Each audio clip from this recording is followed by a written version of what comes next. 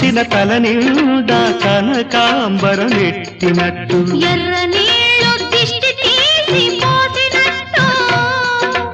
ఎర్ర నీళ్ళు దిష్టి తీసి పోసినట్టు కర్పూరం హారతి ఇచ్చినట్టు ఆకాశం ఎందుకో పచ్చబడ్డది ఆ నడుమ బొట్టేమో ఎర్రబడ్డది వీచే గాలుల తాకిడి సాగే గువ్వల అలజడి